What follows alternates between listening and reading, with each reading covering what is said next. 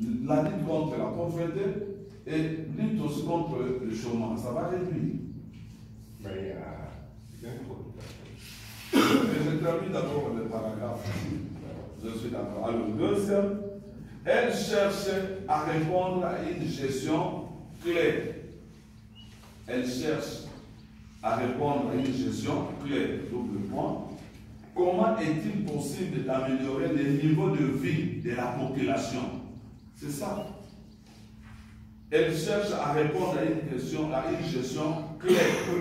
La gestion claire, c'est quoi? Comment est-il possible d'améliorer le niveau de vie de la population?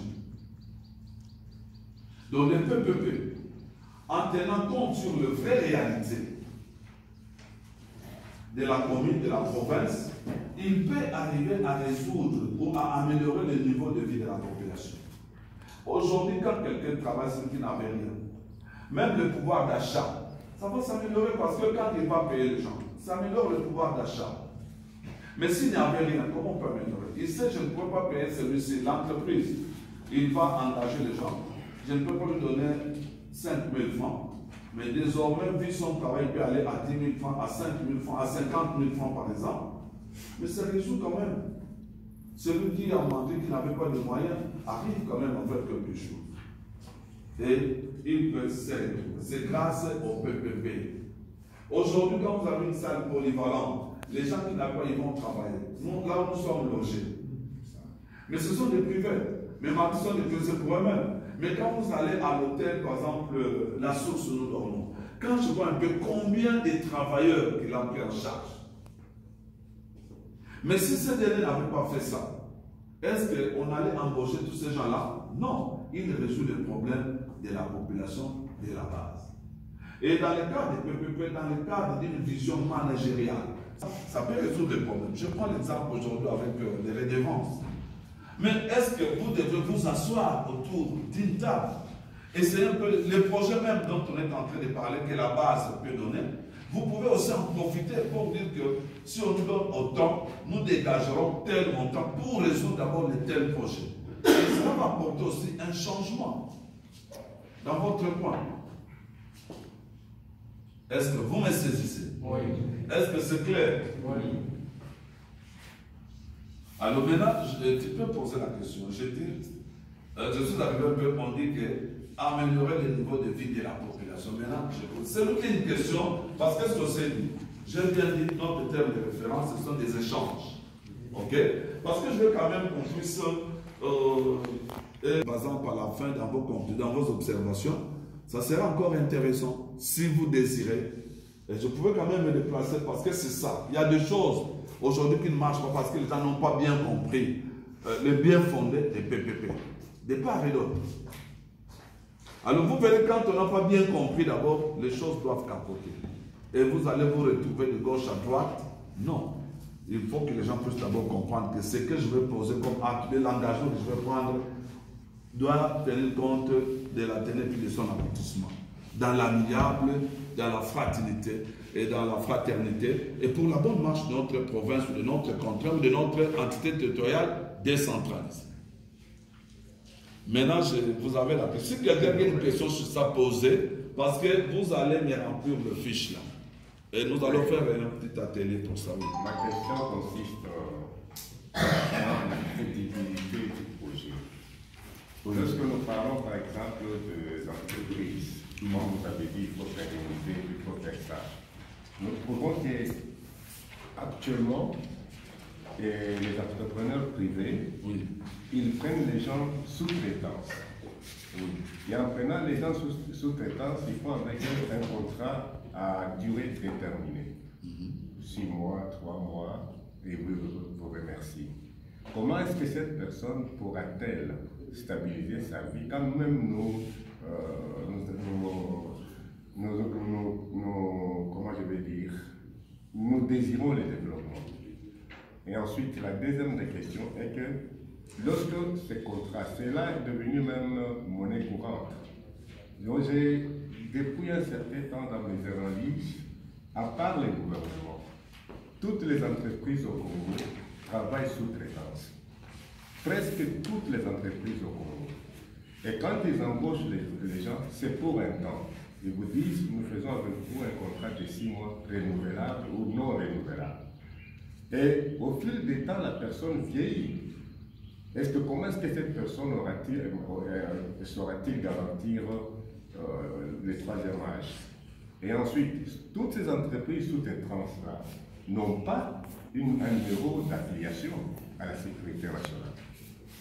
Est-ce que ce n'est pas aussi un problème dans les partenariats privés? Bon, je pense, pour aller plus clair, dans ces partenariats privés, en tout cas, l'État exige d'abord tous ces documents-là. Moi, j'ai ma petite boîte qu'on appelle Sortel, Société de Relation des Travaux d'électricité. Je suis le premier installateur de compteurs prépayés. Je suis arrivé ici au Katanga, à Golf, j'avais placé les premiers compteurs, c'est moi. Je suis le premier installateur de compteurs prépayés ici. Golf, hein, je pense de l'autre côté.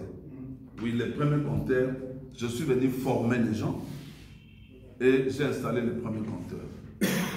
Mais toujours en sous-traitance, parce que certains projets on vous donne. Nous avons nos secteurs, par exemple, public, la SNEL.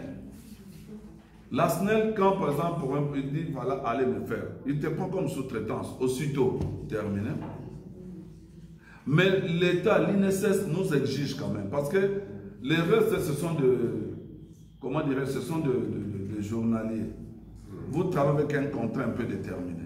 Mais vous avez un bureau.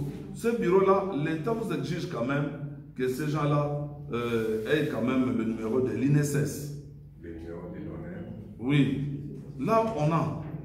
Mais les autres, parce que vous aussi, vous êtes un sous-traitant. Quand vous êtes, on vous utilise comme sous-traitant, il y a un temps. Aussitôt, par exemple, le projet terminé, tu vas compter à garder les gens le temps que tu n'as pas les projets. Comment tu vas les payer?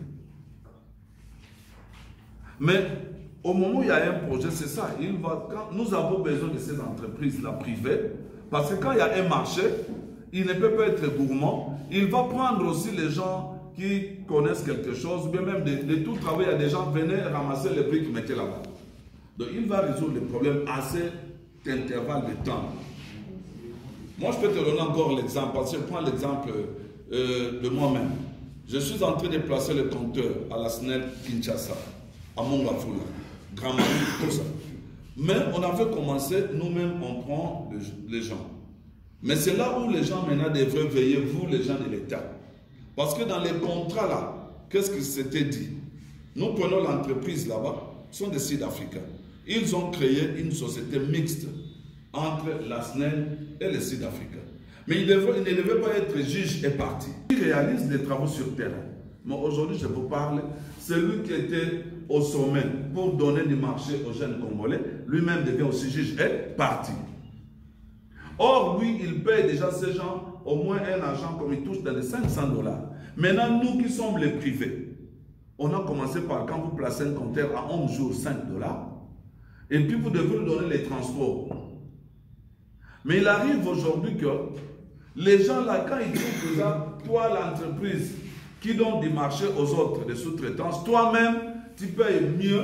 Et les gens cherchent maintenant à quitter ces entreprises comme des sous-traitants pour qu'ils viennent chez toi. Et j'avais dit déjà avant de quitter, je dis que si vous continuez comme ça, nous serons la justice. Alors pourquoi prendre des sous-traitants alors que vous voulez profiter de ce qu'on fait? Alors nous sommes arrivés maintenant à monter à 10 $ les compteurs. Voyez un peu ça. Qui nous crée des problèmes, ces gens-là. Parce que jusque-là, il n'y a pas de garde-fous. Est-ce que je me pose la question? Parce que moi, je suis allé voir même les gens de service énergie, le secrétariat. Mais ils devaient quand même mettre quelqu'un de secrétariat pour faire le suivi. Parce que quand vous prenez la SNEL est là, l'entreprise là est là. Mais où est la part de l'État? Parce que quand on fait la construction, il y a quelqu'un de TPH qui fait le suivi pour valider un peu les quantités, tout ça. Mais là-bas, maintenant, on place des compteurs. Il n'y a pas quelqu'un de ces services là. Or, il devrait se retrouver pour faire le suivi. Voilà là où nous en sommes. Maintenant, nous, en tant que privé, je vais prendre l'engagement parce qu'il y a un compteur qui est bien déterminé.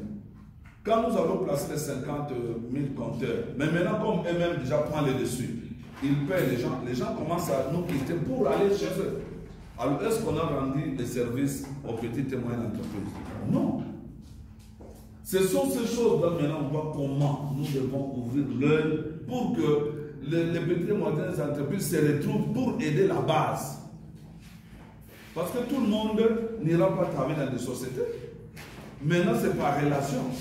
Et vous n'avez pas de remède. Ici, par exemple, on peut dire, nous avons besoin de tout travaux, venez ramasser les briques, faisons ceci. Le patron de cette entreprise ne tiendra pas compte qu'il faut être élément famille, tout ça. Mais il va les prendre pour travail. Donc c'est là le problème. Donc ici, quand on est en sous-traitance, on est un peu limité. On dit sous-traitance. Tu es limité. Et tu vas tenir compte de tes limites. Et tu vas engager, c'est comme ça, au lieu d'engager les gens définitivement, on dit nous engageons à un contrat déterminé ou bien en même jour. Parce qu'au moins quand on est en même jour, nous par exemple on n'a pas adopté le système, vous verrez aujourd'hui, vous prenez les gens. Mais celui-là n'est pas fort d'installer par exemple autant de compteurs.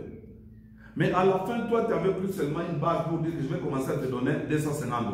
Mais quel sera le rendement de celui-là que tu as utilisé?